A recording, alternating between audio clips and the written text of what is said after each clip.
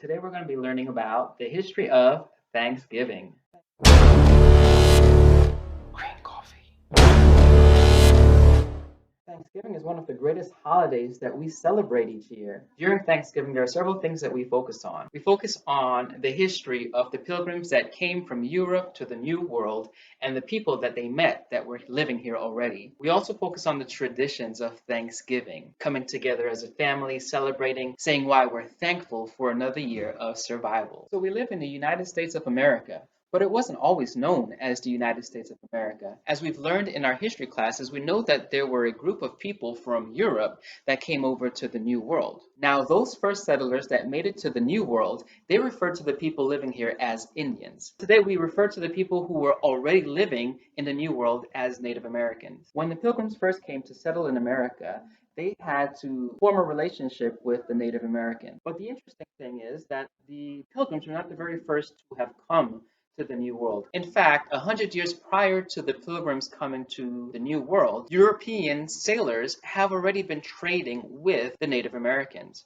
For over 100 years, they would trade with each other. So some type of relationship had already been formed with the Europeans and the Native Americans that were here through the sailors that traveled around the world. Although the New World had much to promise, the European sailors never thought of settling in the New World, mainly because the Native Americans had already had their settlements.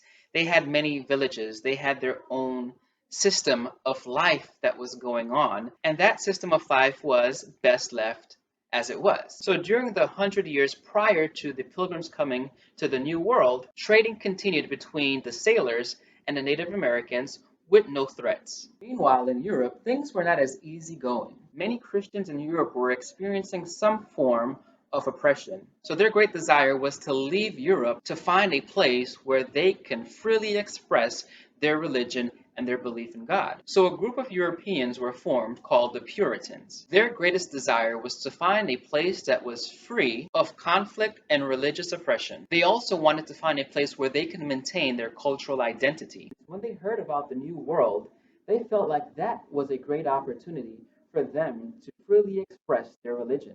And that is why today in the US, we believe in the freedom of religion. Now remember, back in the New World, the Native Americans had a healthy civilization. The land was heavily populated by the various tribes that lived throughout the New World. But about 3 years prior to the Puritans coming over to the New World, disease began to spread among the Native Americans. One of the saddest truths is that these diseases actually came from the European sailors that were trading with the Native Americans. Within 3 years, about 90% of the Native American population was wiped out in the southern New England area of the New World. This was a great travesty to the Native American population, and it remains a dark period in American history. As a result of this happening, it opened up land for colonization to occur in the New World. So the first group of Puritans made their way to southern New England to set up camp. Many of the Puritans thought that this was going to be an easy transition. They were away from the religious persecution, they were in a place where they could maintain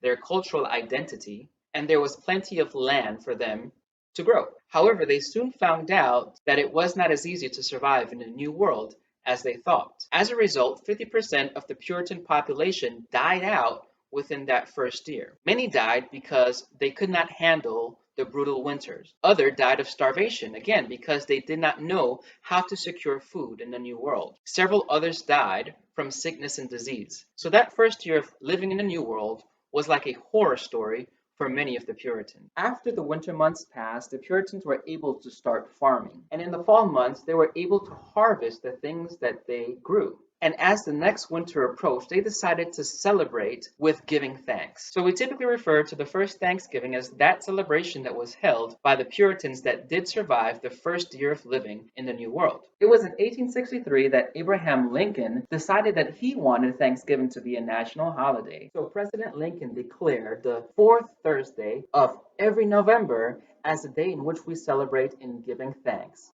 Thanksgiving. Today, Thanksgiving is both a religious and a traditional holiday. As a religious holiday, we use it to give thanks to God for all that He has done for us within the last year, and we pray for his protection as we enter into another year. Thanksgiving is a wonderful holiday. For many of us, we love it because we get to come together as a family and we get to feast on wonderful food.